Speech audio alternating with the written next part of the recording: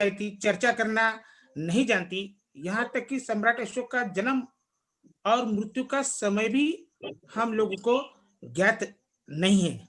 अगर यथार्थ रूप से सम्राट सॉरी महान अशोक के बारे में, प्रियदर्शी महान अशोक के बारे में अगर जानकारी दी गई, तो यहाँ की जाति व्यवस्था जो है, विषमता और वैमनस्यता है, ये खत्म होके नए देश का पुनर्निर्माण हो सकता है।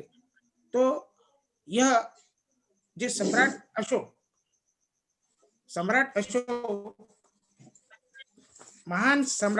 महान अशोक धम्म अभिलेखों को दुनिया के सामने पहली बार ईस्वी सन 1838 1838 में रिकॉर्ड किया। और महान अशोका के जो शिलालेख, स्तंभालेख, गुहालेख। सर अपना वीडियो बंद कर दीजिए आप। सर वीडियो बंद कर दीजिए आप अपना। आवाज नहीं आ रही है सर? हाँ अभी आज काम है, वीडियो बंद करिए आप और चालू करिए, फिर कंटिन्यू रखिए। कंटिन्यू बाबरे। हाँ सर, कंटिन्यू सर। अशोक पर स्वतंत्र पुस्तक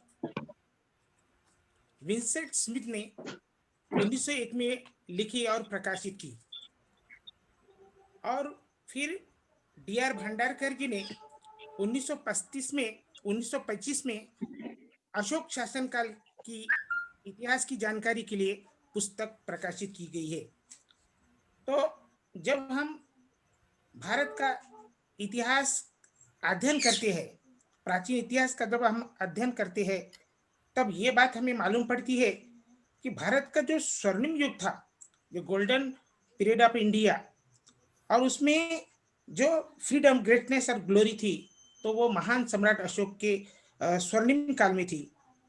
और जब वो खत्म हो गई, पुष्यमित्र श्रृंग ने खत्म की बृहदत्त राजा की हत्या करके, तो वो तब से फिर वो हमारे भारत देश का सफर, डिफीट और डार्कनेस का युग शुरू हो गया और जाति जाति में बटे। यहाँ तक कि हमारे भारत के हजारों नहीं कह सकते, तो कुछ टुकड़े हो गए, अनेक प्रकार के टुकड़े हो गए।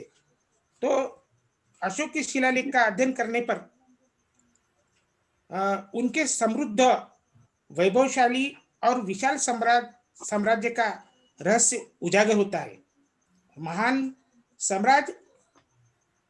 महान अशोका जो है, तो उन्होंने अपने प्रजा को, एकमात्र राजा है जिन्होंने अपने प्रजा को अपने पुत्र की भांति और अपने आप को पिता की भांति संबंध पर जोर देते रहे। सभी प्रजा, वह कहते हैं कि सभी प्रजा मेरी संतान है और मैं उनका पिता हूं। जिस तरह एक पिता अपनी संतानों के मंगल और सुख की कामना करता है, उसी प्रकार अशोक अपनी समस्त प्रजा के लिए करते हैं।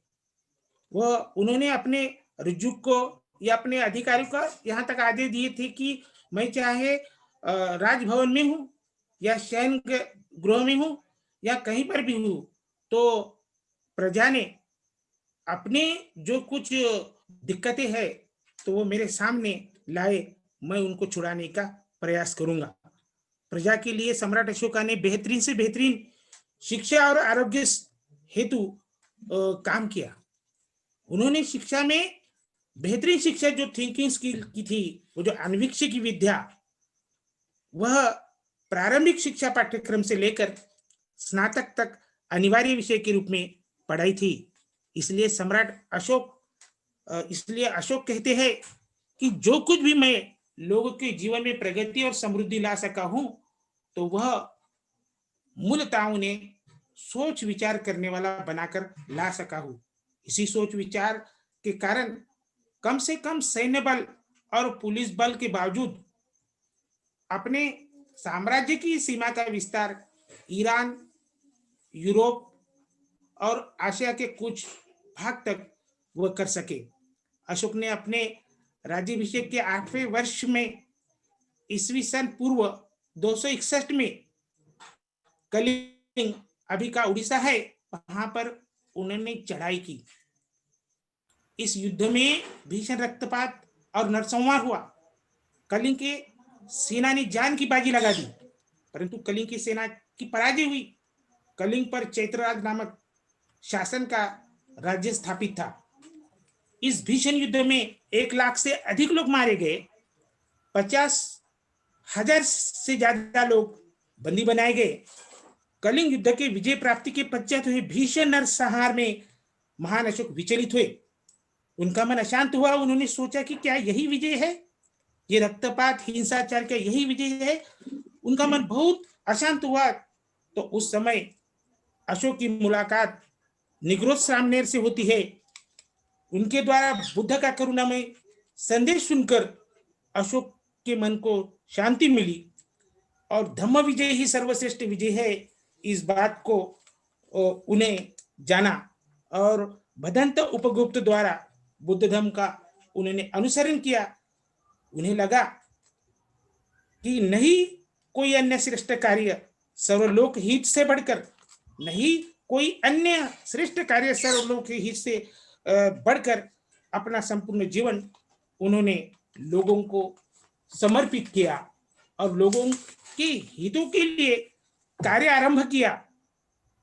तो जब ये युद्ध से उनका मन विचलित हो गया था, तब उन्होंने बुद्धिज्म अडेप्ट करने के बाद में उन्होंने 3 प्रतिज्ञाएं ली।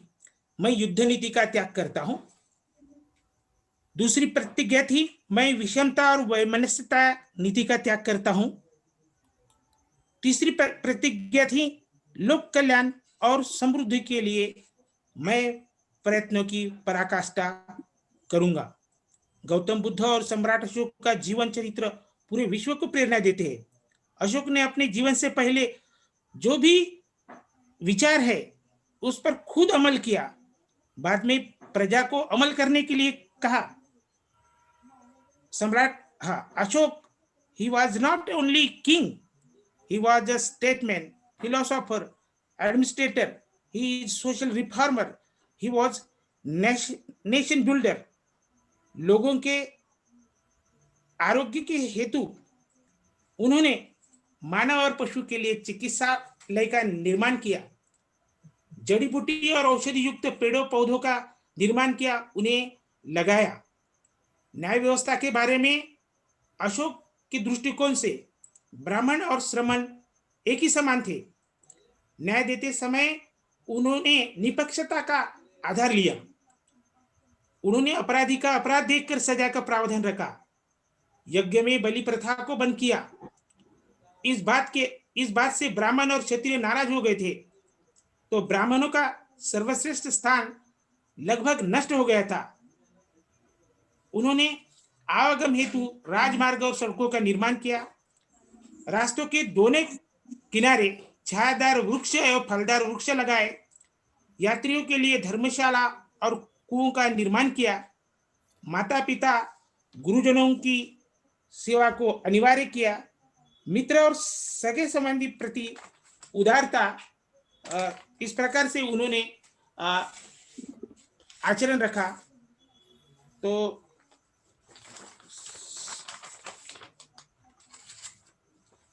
जी सर।